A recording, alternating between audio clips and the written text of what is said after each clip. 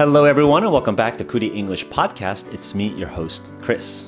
So today is Friday, August 1st, and this episode is episode 17, and it's going to go up on August 5th, which is a Tuesday, because remember, there are new episodes every Tuesday for Kuli English Podcast. So today, I want to start out by talking about something that one of my students told me.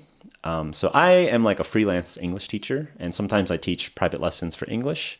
And something that one of my students told me is, and this is, there's kind of two parts to this. But the first part was, Chris, your English is so easy to understand. And like when I heard that, I was like, oh, that's nice. That's really nice. Like that's like my goal. Okay, so as an English teacher, my job is to try to help students understand English. And, you know, if the English that I say is easy to understand, then that means I'm doing a good job. But there's a second part to this, okay? So the first part was, Chris, your English is easy to understand. But, and then here comes part two, but I don't really understand when other people are speaking English. So like that student, you know, we meet every now and then and I talk and then we talk and things are okay. But then when they actually go out into the real world and do stuff and talk to other English speakers, then sometimes they don't really understand. And so that kind of sucks. Like I know that must feel a little bit disappointing because, you know, if you spend all this effort trying to learn English, like you study vocabulary, you watch videos, you study, and then, you know, you go out in the real world and you're like, okay, so I can do this. And then, I don't understand. And then, you know, sometimes when you don't understand stuff in conversations, like you kind of get into this like passive mode. So passive meaning like you don't really do anything and you just say, oh, yeah, okay. And maybe you don't really understand or maybe you're not interested, but it's just too awkward to say anything else. So you just say, oh, yeah, okay, yeah. And sometimes you laugh like, like an awkward laughter. And I super know how that feels because I've been through the exact same thing in Japanese. Like sometimes some people are just really easy to understand. And then that kind of gives you this confidence where you're like, oh yeah, I'm getting good at this. But then like you meet someone else and they're just like really hard to understand. And then like the confidence just goes right back down to like pretty low. And you're like, oh no, okay, so mada dane, like, oh, it's not yet. I'm not good yet. And so actually, I think my response to this, I have like kind of like a bunch of different thoughts on this. But one of the main things is I should mention that in this podcast, I speak with like what I call Kuli English level. And Kuli English level is like actually, it's not that low, okay? It's actually pretty high. Because if you listen to like the speed at which I talk, it's not that slow. Okay, so there are other podcasts and other like YouTube videos and the way that they say stuff, it's really slow. It's really, really slow. It's like, today I went to the convenience store and purchased a banana. And they say it like so slowly. But it goes like so slow that I think it's kind of boring, so I don't want to do that. And then also, if you like look at the words that I use, I try to avoid using really hard words, but at the same time, sometimes I do use like kind of weird words that aren't the easiest version. And that's just because, I don't know, it's part of like the spirit of Kuli English Podcast. It's kind of the energy. So if I make everything too easy, then I think it's not that fun. So the level of Kuli English Podcast is like, I would imagine if there was a Japanese person who like, I think most people that grow up in Japan, they don't care about English. And then they go to like probably, you know, high school or college. And at some point they're like, oh shoot, I realized that English is actually like useful for me. And then they want to learn English so that they can travel abroad or something. And then if you have traveled abroad for, I don't know, let's say like maybe a year or 2 years, and then you come back to Japan, then probably like Kuli English level is probably about right for you. And if you are in Japan and you have never been abroad, my guess for the average level is Kuli English Podcast is a little bit hard for you. And, you know, that's okay because, you know, like sometimes you want to challenge yourself with harder stuff and that's good. Or sometimes you're like, no, it's too hard, so I'm just going to quit. And that's fine. I don't want you to like feel tired on this. But back to what my student said, I think actually I wanted to spend this episode talking about certain tactics meaning like tricks or like strategies that I use to try to make my English easier to understand. And again, these are all my personal recommendations. So, I'm not like an expert on public speaking. That's not my job. Okay. My specialty in college was something else. Electrical engineering and computer science has nothing to do with like language stuff. But this is also based on my like personal experience. And after coming to Japan, I thought a lot about language stuff. I spent a lot of effort learning Japanese. I spent a lot of effort teaching English. So like you can take my 2.5 years of experience, and I'll try to give it to you in a way that's like actually something that you can use. But of course, like some stuff doesn't work for everybody. So if you try to do something that I do and it doesn't work for you, then like I'm sorry. But if it works for you, then that's great. And I think it's also just good to think about it and to think about, okay, is this something that I can do, or is this something that I want to do? And we can see how that goes. So let's go ahead and get started with that, but after the short little music break.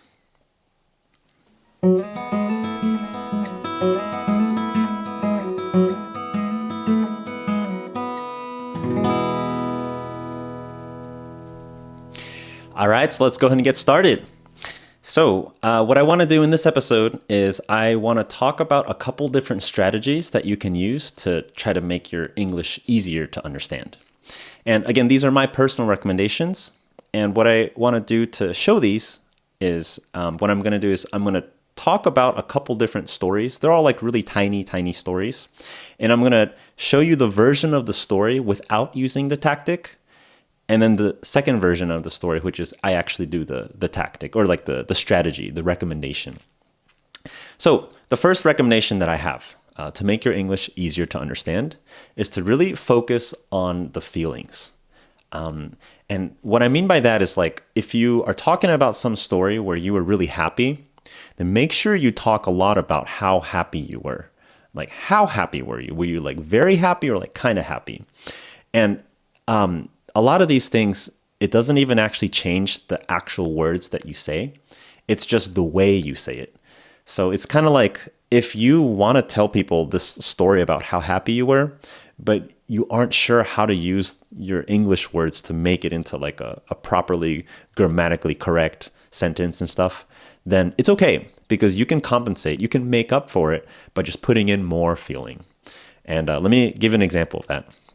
So I'm going to talk to you about Gong Cha, and I'm going to tell you two different versions of the same story. So the first one is I'm going to try to just keep it very simple and focus on the plot, and it's not really going to talk much about my feelings. So I'm going to talk about Gong Cha, and Gong Cha, if you don't know, it's like a bubble tea store. So they sell like milk tea, also called bubble tea. And Gong Cha, I always order the exact same thing every time I go. I always get the taro milk tea, and I get it medium or large, and then I get it with a reduced sugar, and I get it with reduced ice. And if you get 0 ice, then you have to pay a little bit more. It's 80 yen more because you get more liquid. And then I add milk foam, and sometimes I add boba. And then when I get that, that's my favorite drink, and every time I drink it, it's really good. And sometimes I show my friends, and I have them try it, and they don't think it's that amazing, but I think it's really good. So that's the first version, okay? It was very calm. I didn't put that much feeling into it, but I did talk about my feelings, okay? I said like, oh, this is really good. I always get the same thing. But I didn't say like, oh, I always get the same thing. And now let me actually give you the version where I actually put a bunch of feeling into it. And when I do this, I want you to think about how would your reaction be versus if you met the first version, okay? So version 1, Chris, where I just talked very calmly, and here's version 2. All right, so I'm going to talk about Gong Cha. And by the way, if you don't know what Gong Cha is like a bubble tea place. They sell like tapioca, they sell bubble tea. It's the same thing. And I always get the exact same thing when I go to Gong Cha. I know there are a lot of different drinks, but I always get the same drink because I love that drink. It's my favorite drink, probably my favorite drink in the whole world. And I always get the same thing. Let me tell you what it is. It's taro milk tea. And then the most important part is you have to add milk foam. Okay, milk foam is like the sweet thing. It's kind of salty. It's a wonderful mixture of sweet and salty. And you put that into the drink, and it's just pure heaven. It's really, really good. And every time I get it, and then I stab it, I call it like the first stab. Just think about it. I'm imagining like this stab it in, and I'm really excited. Okay, like this is really exciting for me. And then the first sip, oh, I love that first sip so much. It's the best drink ever. And if I'm ever having like a tough time, that drink, it's gonna revive me. I'm gonna be reborn, and I'll be really happy. Okay, so that's the second version. Okay, and so like, what is the difference there? Like, I kind of talked about different things. So the first version, I talked about exactly what do I order. I go to Gong Cha, and then I talked about how much ice I get, like how sweet I get it, and I talked about how like what toppings I got. But I didn't talk about how much I love it. I talked about it a little bit. I was like, oh yeah, this is my favorite drink. But it was very calm, and I think if you talk about it like that, it's fine. You don't have to change it. But like the second version where I threw a bunch of emotion into it. Okay, so it took much more effort. The second version took much more effort. If I'm really tired, I'm probably going to use the first version and talk about it. But like if I have the energy, I can put a bunch more feeling into it, and then it becomes a much more exciting story. So I said kind of the same stuff. I said, what is Gong Cha? Gong Cha is like a tapioca place, and they have bubble tea, and I always get the same thing. And then I spent a bunch of time talking about, like, I kept praising it. Okay, so I'm like, mechakusha hometeru. I'm saying like, oh, this is really good. There's so many other options, but I always get the same thing. And I didn't say it just once. I probably said it like twice or maybe 3 times. And imagine somebody who hears this, they'll be thinking, oh, this person, oh, they said the same thing again. Okay, so this is not new information. I already said I like it. And then I have all these other parts where I'm like, oh, I'm so excited to stab it. And when I drink it, I'm so happy. And all this, it's not really new information. Okay, it's the same information. I said from the beginning that I like Gong Cha. And then I said, like, oh, I really like it. Oh, I really like it a lot. And, it's not actually new information, but it has so much feeling in it that, in my opinion, I think that's the more interesting one to talk about. So if I want to become friends with people, which is, like a nice thing, it's nice to become friends with people, then you want to talk in a way that's like really easy for them to understand. And not just easy to understand, but if you also put your feelings into it, it's putting feelings into something, I think, is always something that's generally good for making friends. Like it doesn't really matter what the language is. The feeling, everybody knows feelings, right? So it doesn't matter where you grew up. You know what it's like to be happy. You know what it's like to be sad. And you know what it's like to really like a food. Like, these are feelings that everybody, even if you can't say it in that language, you can probably communicate it by saying like, yum. like noises will make it pretty far, and like hand motions. So when you tell these stories, you should use all of your power. Okay, so not just your English power, but also your like the power of, your body moving, and then like your face moving, and then also the power of your emotions. So if you are okay with sharing your emotions when you're talking about something, and Gong Cha is a really easy one, because when you talk about how much you like a food, I don't think anyone's going to be like, oh, that's really embarrassing. I can't believe he likes Gong Cha. Like, people don't really care about that. And it's probably actually the opposite. They probably think it's pretty fun if you talk about, oh, I love this. I love this. I love this. You say it like 3 times, they're like, okay, so this person really likes it. So that was one of the examples to make it easier to understand. It's like, it's more fun. And when it's more fun, they pay more attention. And if you say the same thing over and over, as long as it's putting in a lot of feeling, I think it's fine. So that's tip number 1. And let's go and take a short little break here, and then we'll come back with another tip.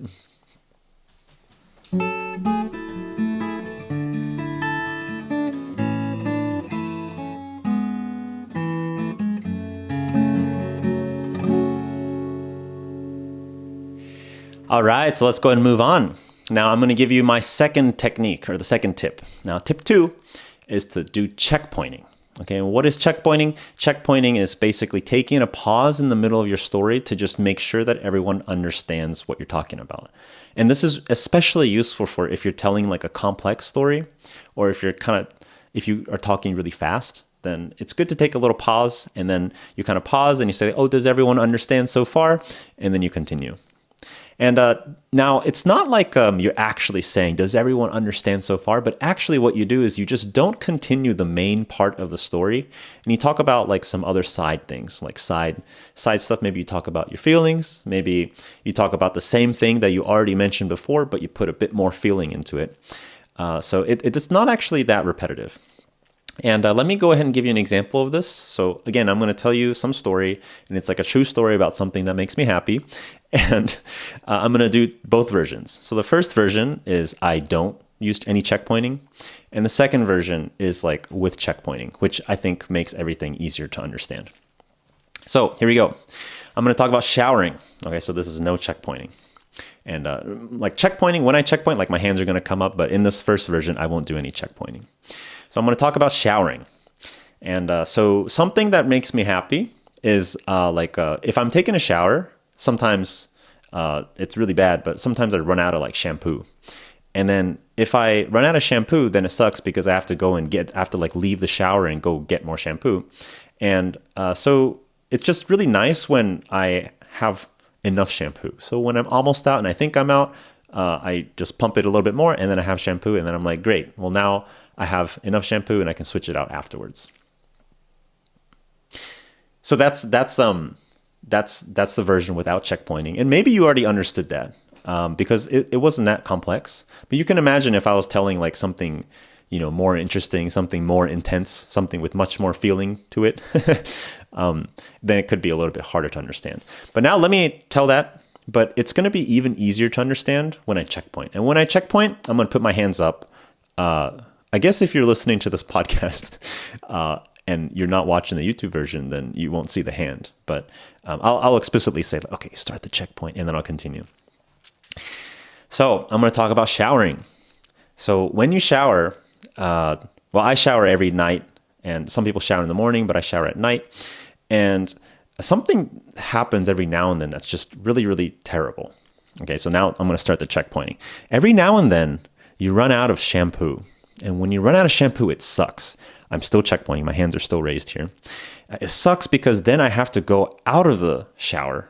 And by the way, I'm putting more feeling into this. I have to go out of the shower, and then I have to go get the shampoo from the cabinet or wherever the new shampoo is. And that sucks. And what sucks even more is sometimes the shampoo has like wrapping on it. Okay, there's wrapping on it, and I have to open the shampoo, and I can't do it with my hands, so I have to go get the scissors. And that's even worse because the scissors are in the kitchen, so it's terrible. Okay, so when you run out of shampoo, it's really terrible. That's checkpointing, and I finished the checkpointing. So now my hand's coming back down. And so something that really makes me happy is when I think that I have to go get new shampoo, but then I just do one more pump, and actually I have enough shampoo. And I think, and by the hand comes back up, I'm checkpointing. I don't have to go out. I don't have to go and get all this stuff. I don't have to go out into the cold. I don't have to like come out all bicha, all like wet and go get the scissors. I'm okay. I'm so safe. And that makes me so happy. And hand comes down. I'm done checkpointing. So in that version, I don't know if you understood that version because it was a little bit complicated, but I had kind of two main checkpoints. Number one was I was talking about how like the situation sucks when you have to go get a new shampoo. And in the first version, without the checkpointing, I just kind of talked about it like, yeah, sometimes you have to go get it and it's bad. And then that was it. It's very short, very, very short summary. That's fine if you want to go kind of fast. But the second version, I take a lot of time and I put a little bit more emotion into it because during the checkpoint, it's kind of like you can kind of entertain people during the checkpoint and you put some feeling into it and then you talk about some other things that are related to those feelings. So I was talking about, oh yeah, it sucks. Oh yeah, it sucks so much because I have to go get the shampoo and then I have to go get the scissors and it's so terrible. And then that's like part of the performance, right? So then it's not so boring. But at the same time, it's also easy to understand because what is the main part of the story? The main part of the story is I'm happy when I think I have to do something that's mendokusai, something that's troublesome. And then actually I don't have to. And it's like, it's such a relief. And that's like the main part of the story. So by checkpointing, what I do is I add this little checkpoint to make sure that people understand just how bad, just how much it sucks to have to go get new shampoo. And I really play that up. And that allows me to like checkpoint. That allows me to put in a little bit more feelings. And then I think it makes it easier to understand. And I wish I could come up with a better example. But I've already done this episode a couple times, so maybe it was a mediocre performance, but I'm gonna move on. Let's take a short little break here, and then I'll come back and I'll tell you some more stuff.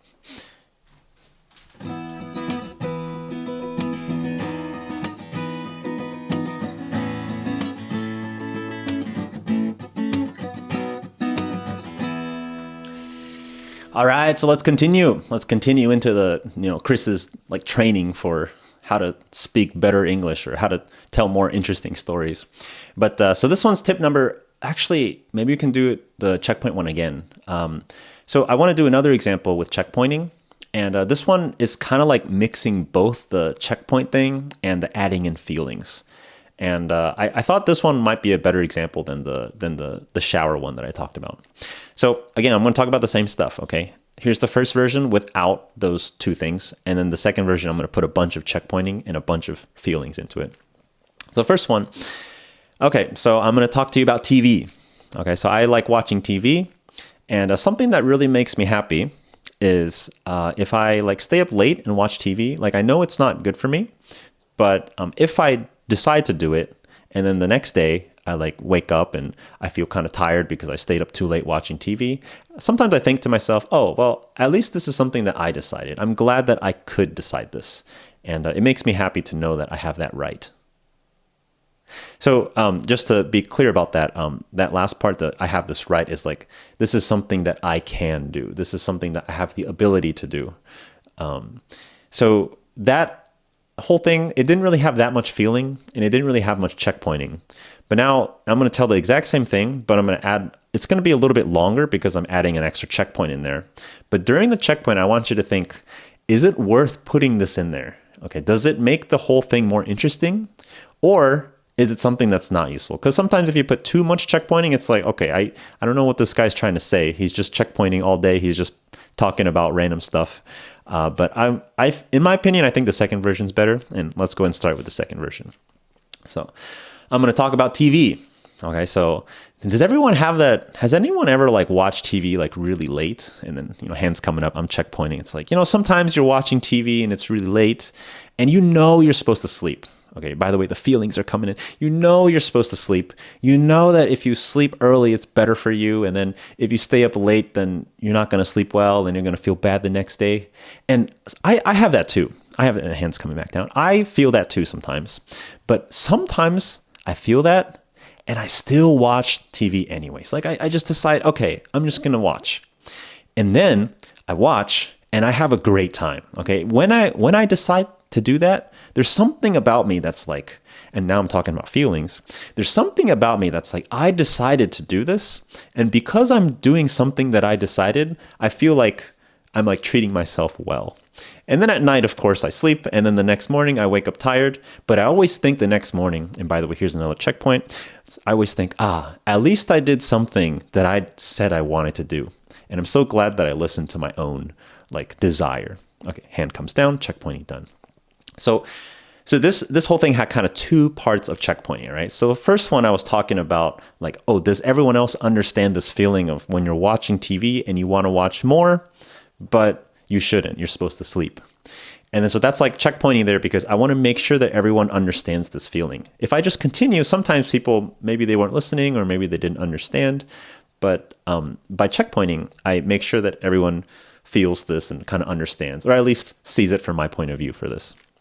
And then at the end, I also have like a little checkpoint part to really, I guess, make sure that people understand, which is like the next morning when you wake up, like I think back to myself. And this is like kind of like the main goal of what I'm saying. I'm like kind of summarizing it like again and saying it again like a second or third time.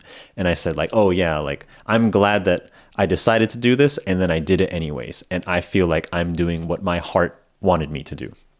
And that's like a little extra summary. So again, that's not new information. I've already said that before. I said like, oh yeah, the next morning I do that. And then I'm so glad that I had the right to do it. It feels right that I could do it.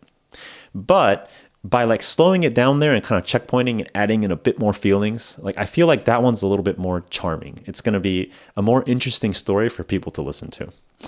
And, part of like the process of making friends, part of the process of like learning English is probably making friends as well. Like the back and forth and like speaking in a way that allows you to make friends is kind of helpful for your English learning too. Because if you make friends in English, or if you make friends that speak English, then you speak more English and you get better at it.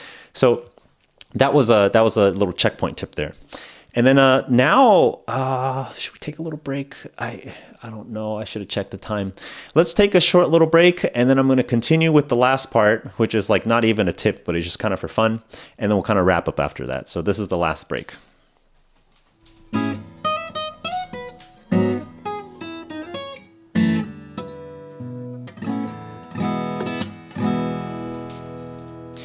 All right, so now we're into the final stretch of the podcast. So there are no more breaks after this. We're just going to go bam, bam, bam. We're going to keep going forwards. So let me do a short little review here. So yet again, this is kind of checkpointing, but I'm going to do a little review of the first two things that I talked about. Number one, put some feeling into it. If you put some feeling into it, it's kind of fun. It's always nice to put feeling into it, I think. If you have the energy, you can put energy into it. And, if you don't have the skills of English to be able to say it in a clean way, if you put more feeling into it, it probably helps and makes it a little bit easier to understand. And then tip number two is to do checkpointing. So every now and then when you talk about stuff, especially if it's complex, make sure that you take a short little break. And I say a break, but you keep talking and just kind of review the stuff that you talked about. Or maybe you talk about like your feelings at that point so that it's really easy for someone to understand your point of view. And so now what I want to do is sometimes students ask me, sorry if I've already said this before, this is like my third time recording this version, but sometimes my students ask me, hey, Chris, so when you speak with us, like you say that you use a different kind of like attitude of English, right? And I'm like, yeah, so that's like, it's like even easier than the podcast level. So the podcast level, which is what I call Kuli English level, when I speak with students, sometimes it's even slower. And then people often ask me, okay, can you try saying something like full speed, like something that you would say to a native friend? And it's kind of hard to do that for me because like, I don't know why. I think it's like subconsciously, I always try to match like the appropriate level of like English, what's in front of me. So, if they're speaking English to me and I don't really understand their English, then I automatically go to like super easy mode. And then if, they are a native speaker, then it automatically just goes to the native mode. But I figured, okay, so, just for fun, let's go ahead and throw one of those versions in here. So what I'm going to do is I'm going to just tell you something as if I'm talking to my native friend. So, my native friend who understands all the slang, all the recent like stories and stuff, they know that like I live in Japan and stuff like that. So I don't have to actually explain that much. It's different if I'm talking to like a friend that I haven't seen in like a really long time. Maybe I haven't seen them in like 5 years and they're going to be like, oh, Chris, how are you? And I'm going to be like, oh, I live in Japan now. They'll be like, what? and then so at that point, then, you got to talk about like big life stuff. But if it's like a friend that you have seen every now and then they know a lot about you and you guys talk every now and then then you'll see the hardest version of English, which is like really sloppy, just whatever. So as I do this, I'm going to pretend like I'm like talking to like my friend who, by the way, is not here. Okay. There's no other human near me. So it's kind of hard for me to pretend. But while I do this, you can kind of pay special attention to how I think it's not as like when I speak with other native people, it's not as clear. I think I kind of stutter a bit more, and the story isn't very clean because it's not really as rehearsed. But anyways, let's go ahead and get started. All right, here you go. So this is like not Kuli English level, but like native Chris sloppy level. Here we go. So I want to tell you about, what am I going to talk about? Sorry. Oh yeah, I'll talk about that thing. Okay, so how like sometimes people like they always say like fries and like ice cream are really good, like you mix them or whatever. And so that kind of food combination, I've actually done my own fair share of like research into that. And by research, I just mean like I tried a bunch of stuff. And there's something that I found probably like a couple years ago. And I think this one is something that I'm really proud of. And I've gotten a bunch of compliments for this. But basically, when you make like Japanese curry, not Indian curry, Japanese curry, when I make Japanese curry, what I like to do at the end is I get a bunch of like cheesy potato chips. So think like, Doritos or like Cheetos. And Cheetos, it should be the crispy one. It shouldn't be the puffs. And then you put them in like a Ziploc bag and then you crush it. All right. You crush it and then you have like these little tiny crispy bits and then you spray it all over the curry. And I think it's really good. It's like a really nice texture thing. It's kind of like the roll of like crispy onion shallots, if you've ever had those. And not only, by the way, no checkpoint here. I'm not going to talk about it. I should checkpoint here, but I'm not going to. And then But there's also something that I found out recently, or like I discovered after I came to Japan, and that is like I went to the local supermarket, and then I was just looking at ice cream, and there's this one ice cream that says like the Deep South, and I was like, oh dude, Deep South, yeehaw, I gotta get that. So I got the Deep South ice cream, and I also picked a flavor that I don't even know what it is. So you probably also don't know what it is. And by the way, I'm imagining I'm talking to my native friend, and they don't know what it is. But you probably also don't know what it is. But it's a boysenberry. So have you ever had boysenberry? Because I haven't. I don't know what it is. And then I tried it, and it was actually really good. Like the Deep South knows how to make ice cream. Like yeehaw, is yummy. and then so not just ice cream. We gotta put some kind of like nice food combination on it, right? Because I'm talking about how I invented a nice food combination. And the nice food combination is there's some like Japanese cereal. It's like the equivalent of like cornflakes. And actually, it might be the same brand. I don't really know. The packaging looks kind of different. But if you mix the cornflake stuff and there's like these dried strawberries on it, and you mix it with the boysenberry, by the way, I still don't know what boysenberry is. It's actually a really nice mixture because it's like ice cream. It's got a little bit of crispy. And I think that is actually, I invented that based on the curry. So the curry with like the crispy cheese stuff, it was based on that. And then that's it. That's it for that story. I don't know how much you understood, but there are some parts that I really should like clarify. And this is because I know that most people who are listening to this don't have the same context. But number one, Deep South. Okay, Deep South. Deep South just means like, from the South, I guess. And in the US, this is like a cultural thing. But in the US, people from the South, they usually have like a different way of speaking. And people from California, it's a bit different. They're like Valley Girl accent. And the people from the South, the accent is like a bit more, it's called a Southern accent. So it's like, well, how you doing over there? We ain't gonna get down on there, back to, I can't really do it. We ain't gonna get down to that rodeo. We gonna go there. Something like that. But there's like basically this idea of like the South has like a certain way of speaking. And so when I said Deep South, I don't know if you caught this. If you didn't catch it, like you can ignore it. I'm sorry. But when I said Deep South, I also said yeehaw. And yeehaw is like a seirifu. It's like a catchphrase that cowboys say. And cowboys are from the South. So when I said Deep South and I say yeehaw, it's like I don't know. It's like a really small joke. It's not even really a joke. It's just two words that are associated. And if you don't know what both of those are, you might get thrown off. Thrown off meaning like you're not going to understand what the heck this person's talking about. Like he's talking about ice cream, he's talking about putting some stuff on it, and suddenly he's like Deep South, yeehaw, what is that? And this is going to throw you off because like if you already know what it is, then you'll think, oh, okay, it's a stupid joke, and then you move on. You just don't care. If you don't know what it is, you're going to be thinking, oh, what is that? Is that like something related to the ice cream? Is this something that I need to know? And the worst part is if you hear this and you think, oh no, my English is not good enough. And that's not the case at all, okay? It's just because you have no idea what this dumb joke is. So you missed out on a joke that's not even that funny. And then you shouldn't let that like prevent you from focusing on the next thing. So you should always be trying to listen to the new thing. And if you don't understand it, it's okay. Don't care. Just move on. And that's what I always recommend for people who listen to this podcast as well. If there's something that I say and you don't understand, it's okay. Just like let it be unknown and then try to move on and try to understand. And that's a really good practice for in a situation where you really need to listen to something and understand what's going on. Just because you don't understand one part doesn't mean that you can just stop and be like, oh no, I don't understand it. And then you give up on listening. You really should listen to the other parts. And then you might be able to piece it back together. And of course, if it's something that's really, really important and you need to understand all of it, then you go back and you clarify. You say, sorry, I didn't understand this part. Can you repeat that part again? Okay, so we had a little fun there. You got to hear like the native sloppy Chris version as opposed to the podcast Chris version. So I hope you had fun. And again, well, I'm not going to review about the tips again, but just remember, feelings and checkpointing. These are the tactics that I recommend. And these are also like personal tactics that I use in like my everyday speaking. So with that, thank you so much for listening till the end. And I guess, something about subscribers, something about support, something about follow. But, follow if you want, subscribe if you want. And we'll see you next time on Kuli English Podcast.